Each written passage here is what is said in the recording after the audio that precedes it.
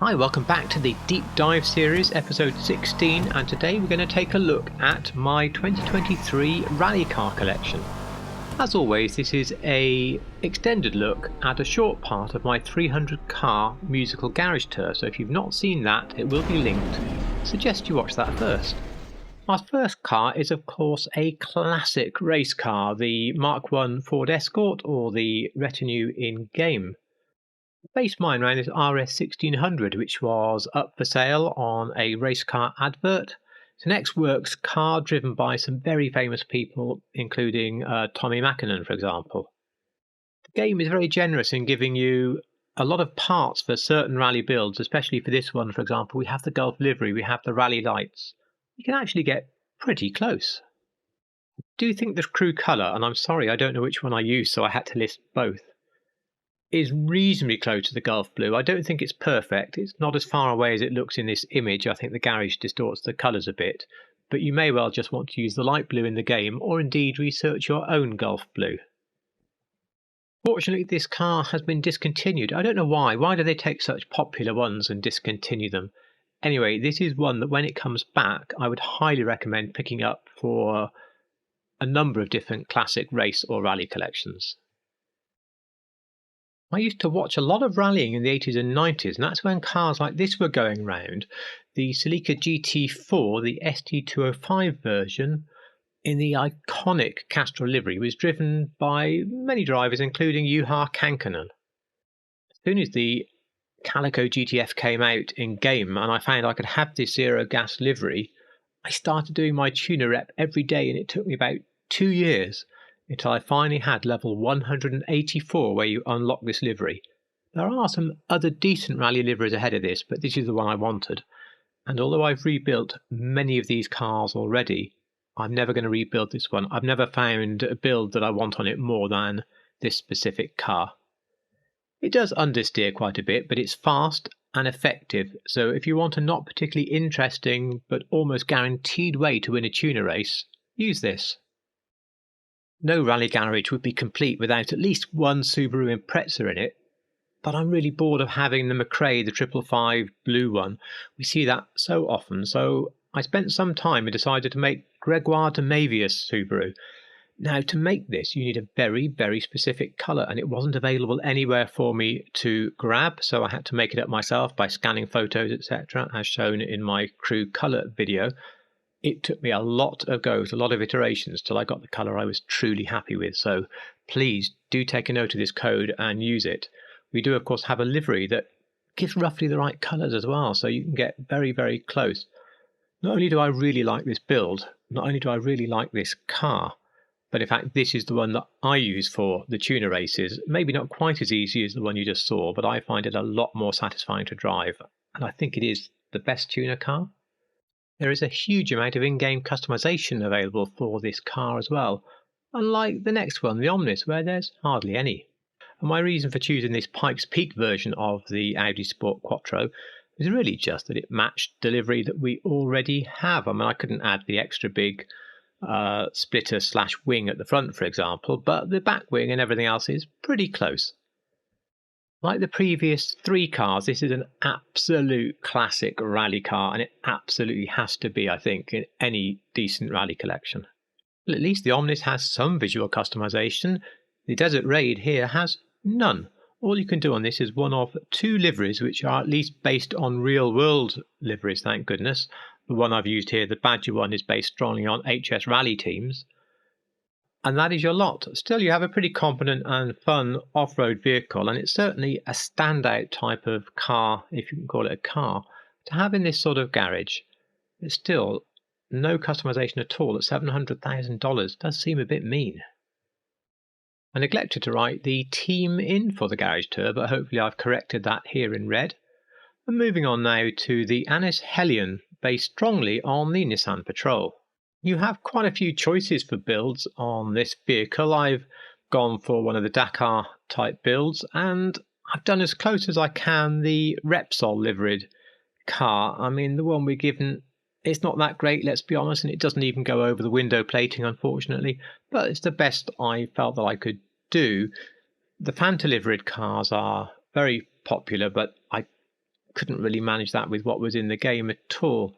Anyway, it's a great off-road vehicle. It is discontinued now. I don't think it's a must-have, I don't think when it comes back you've got to be racing off to get one unless you really need it to fill a Dakar or a rally type collection. Thank you very much to GTA Wiki, because not only did it help me identify which team ran the Desert Raid or the SMG buggy, it also helped me identify this Baja trophy truck. I think it must have been designed by the same Rockstar employee who did the Desert Raid, so it's a paint and wheels and a choice of 2 real-world livery jobs, and that's your lot. But still, I think this is a favourite for a lot of people, because not only is it less money than the Desert Raid, but it's just, I don't know, more fun to drive around somehow. The noise, the way it goes, I really like it. I think it's a breath of fresh air to drive. Probably also unique in that the GTA name is basically the name of the real thing. Now, if you're British, there's 2 things you talk about all the time. One, of course, is the weather, and the other is every time a Mini Countryman drives past, you have to say, "Oh, they're not small anymore, are they, these Minis? Look how big it is." Well, it's true, but it's actually quite small in this garage. And I would have said if they just brought out a standard road-based Mini Countryman, it would have been quite boring. As it was, they gave you all the parts to make the WRC car, the one that was made a few years ago to really help both celebrate and, I think, probably promote the Mini Countryman. If I remember rightly, when I reviewed the Mercenaries DLC, I put this one rather low, and I think I said I didn't like driving it. I actually haven't driven it since then, so I can't truly remember.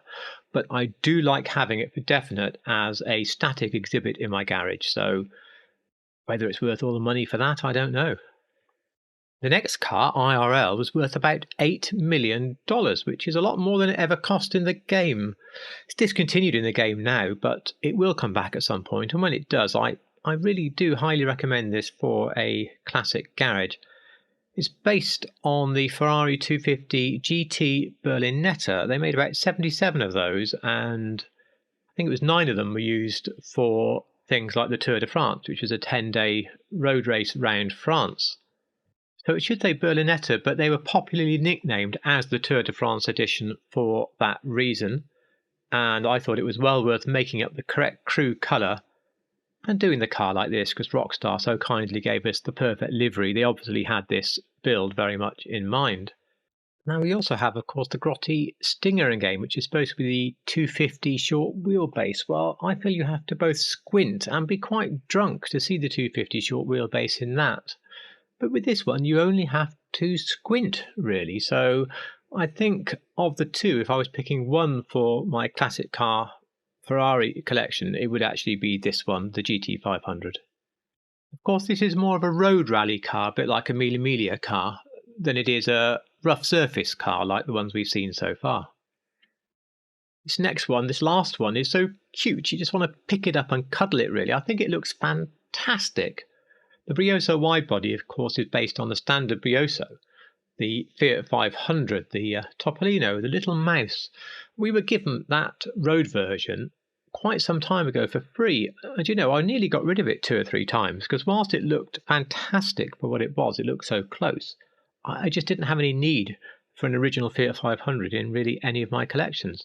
But as soon as the Widebody came out, that was fantastic. Rockstar have done all of their homework, and they've really gone to town looking at the little circuit racing and little rally versions of this car with their wide arches, with their propped open bonnets at the back, and all the parts and the liveries and the things that you need. I mean, it's still slow to drive. I don't drive it. I probably haven't upgraded most of the parts for driving, I would imagine. But to be able to build these sort of cars and look at, absolutely wonderful. So highly recommended. I love it. That completes my rally collection. There's a lot of cars I enjoy driving in here, but all of them I enjoy looking at. Next week we're moving on to a circuit racer collection, and you might think you've seen a lot of race cars already, and you have, but these are the last 10 cars that were used for circuit racing that weren't already seen in my office garage. And I hope you can join me next Sunday for that. If what you've seen today has inspired you to perhaps change the build on one of your own cars, or if you've had any enjoyment from it, please do hit that like button. It would massively help me build this tiny channel, and hey, maybe one day I'll even hit 1,000 subscribers. Comments, of course, always help. I will always respond to you in the comment section, and if you like real cars in GTA, don't hesitate to hit that subscribe button. While I finish off my drive in this very special Celica, it's time to say thank you so much for watching. Oh, please! If I don't pay it back, he'll kill me.